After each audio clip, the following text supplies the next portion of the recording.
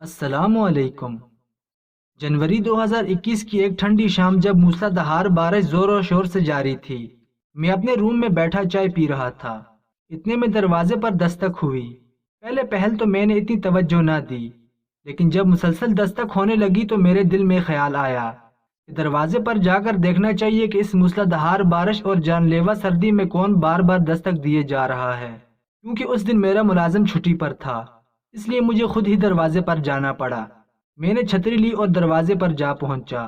میں نے دروازہ کھولا تو دیکھا ایک بیکاری عورت جس کے ساتھ 3 بچے تھے، وہ کھڑی تھی۔ میرے دروازہ کھولتے ہی اس بیکاری عورت نے مجھے کہا، صاحب خدا کے لیے مجھے اپنے گھر میں کچھ دیر کے لیے ٹھہرنے دیں، میرے چھوٹے بچے ہیں، بارش اور جان لیوا سردی کی وجہ سے مر جائیں گے۔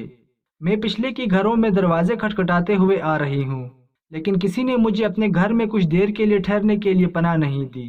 سب نے یہی کہا کہ تم چور ہو، ہمیں تم سے خطرہ ہے، اس لیے ہم تمہیں اپنے گھر میں کچھ دیر کے لیے بھی نہیں ٹھہرا سکتے۔ میں نے ان کو اندر آنے کے لیے کہا۔ وہ بیکاری عورت اور بچے جیسے ہی ہمارے گھر میں داخل ہوئے تو میں نے اپنی کھانا بنانے والی ملازمہ کو کہا کہ انہیں کسی روم میں لے جائیں اور ان کو کھانا وغیرہ بھی دیں۔ میری ملازمہ نے فوراً مجھے کہا، صاحب جی آپ کو معلوم ہے یہ بیکاری عورتیں چور ہوتی ہیں، ان کو گھر میں نہیں رکھنا چاہیے۔ یہ بات سن کر اس بیکاری عورت کی آنکھوں میں آنسو آ گئے اور میرے آگے ہاتھ جوڑ کر بولی کہ خدا کے لیے میں چور نہیں ہوں۔ میں نے اپنی ملازمہ کو کہا کچھ نہیں ہوتا، جو میں نے کہا ہے وہ کرو۔ تب میری ملازمہ انہیں روم میں لے گئی اور کھانا وغیرہ دیا۔ تب رات بھی ہو رہی تھی۔ اتنے میں میری ملازمہ میرے پاس آئی اور بولی، صاحب جی یہ لوگ تو رات رہنے کے لیے بول رہے ہیں۔ میں نے کہا خیر ہے، رہنے دو، رات کو اس وقت یہ بیچارے کہاں جائیں گے، صبح ہوتے ہی چلے جائیں گے۔ جب صبح میں نماز فجر کے لیے اٹھا تو وہ بیکاری عورت میری گاڑی کے پاس کھڑی تھی۔ میں نے دیکھا تو حیران ہوا کہ یہ میری گاڑی کے پاس کھڑی کیا کر رہی ہے۔ جب قریب جا کر دیکھا تو وہ میری گاڑی پر کپڑا لگا رہی تھی۔ مجھے دیکھتے ہی وہ بولی، صاحب جی آپ کی گاڑی پر بارش کی بوندیں موجود تھیں، تو میں نے سوچا آپ کی گاڑی صاف کر دوں، اگر آپ سرف وغیرہ لا دیں تو مزید اچھے سے صاف ہو جائے گی۔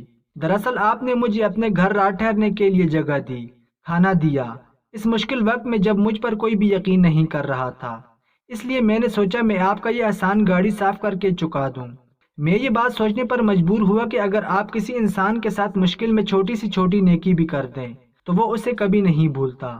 اس دنیا میں سب سے بڑی نیکی مشکل میں کسی کا سہارا بننا ہے۔ جب ساری دنیا اس سے منہ موڑ چکی ہو اور آپ اس کا سہارا بن جاتے ہیں تو وہ آپ کا یہ احسان ساری زندگی نہیں بھولتا۔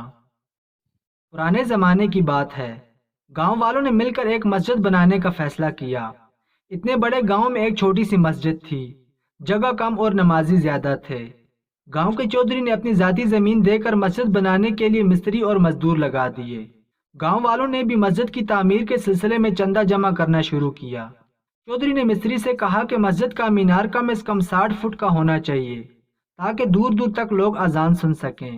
جب مسجد کی مینار کی تعمیر جاری تھی تب ایک 80 سال کی بڑھیا مینار کے سامنے سے گزری۔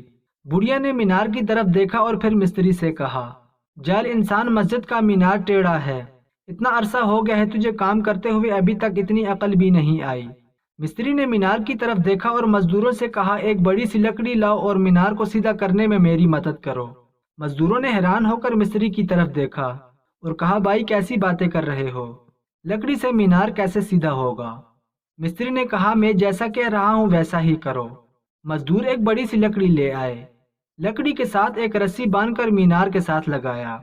مستری نے سب مزدوروں سے کہا کہ مل کر زور لگاؤ تاکہ مینار سیدھا ہو جائے۔ مزدور مستری کی عقل پر حیران ہوئے مگر پھر مل کر مینار کو دھکا لگانا شروع کیا۔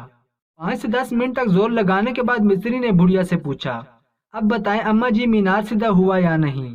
بوڑھی عورت نے دوبارہ مینار کو غور سے دیکھا اور کہا، ہاں اب ٹھیک ہے، مینار اب سیدھا ہو چکا ہے۔ یہ کہتے ہوئے بوڑھی عورت وہاں سے روانہ ہوئی۔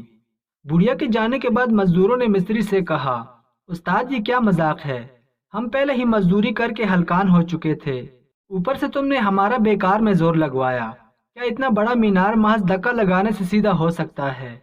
مستری نے کہا، میں مانتا ہوں کہ دھکا لگانے سے مینار سیدھا ہوا ہی نہیں، مگر ایسا کر کے ہم نے غلط افواہ کو پھیلانے سے روک لیا ہے، دیکھا جائے تو اسی چیز میں ہم نے کامیابی حاصل کر لی ہے۔ مزدوروں نے کہا، غلط افواہ کو کیسے روکا ہے؟